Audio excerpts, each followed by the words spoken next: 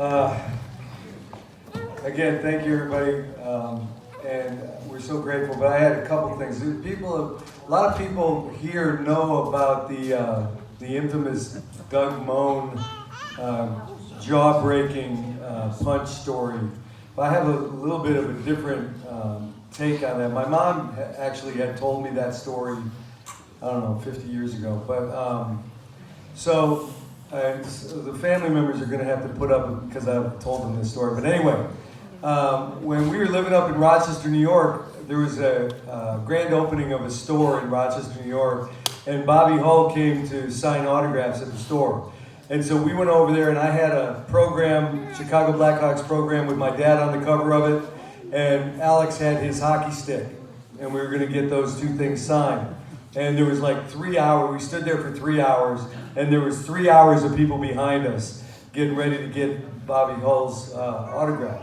So we go through the line, we get up, and Alex gives him his stick, and he says, "Hey, how you doing?" And he signs the stick, and I give him the Chicago Blackhawks program with my dad on the cover of it. And Bobby looks at the program, he says, "Oh my God, where'd you get this?"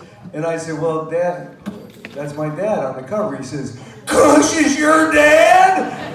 And I was like, "Yeah, that's Cush." He says, "I gotta tell you this story." And he goes, there's 3 hours of people behind me. And they're all looking at me like, wait, and he goes through step by step by step the Doug Moan story.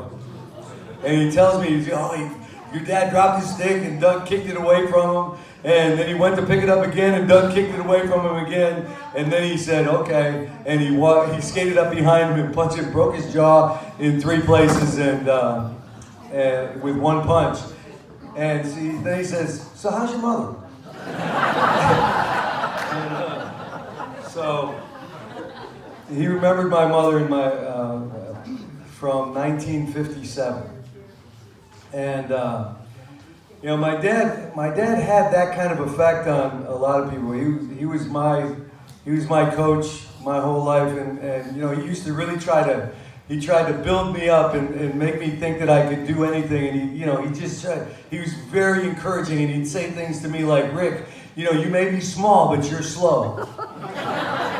And I really felt good about myself inside. I could feel it was really a powerful moment for me. And one of the things that's getting ready to happen tomorrow is I'm gonna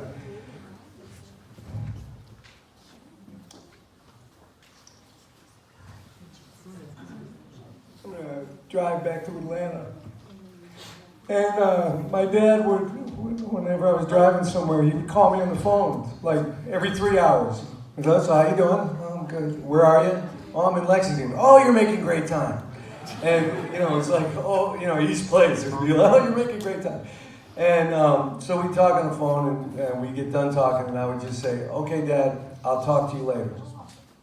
Because he wasn't real big on I love yous and, any of that kind of stuff. So I would just say, "Dad, okay, I'll talk to you later."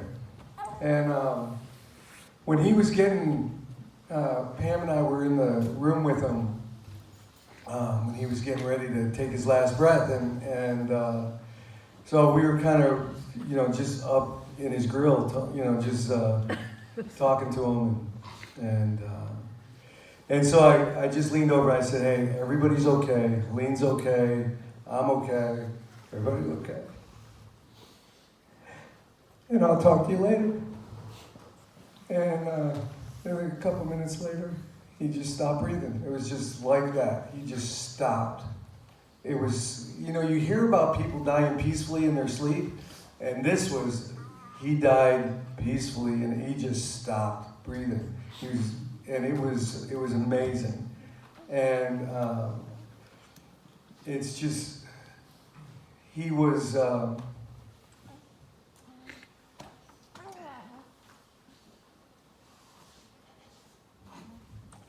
as you guys know, he was a big guy. He was a big guy in my life. I love him. I'll love him forever. He helped me so much. Kicked my ass when I needed it kicked. One time he threw a case of beer through the wall. next to my head when I was. He just cared about me that much. I rolled out of the way. I was quick. Maybe small, but I'm slow. Anyway, again, I know there's other people that are going to come up and talk, but I just wanted to say thank you again, everybody.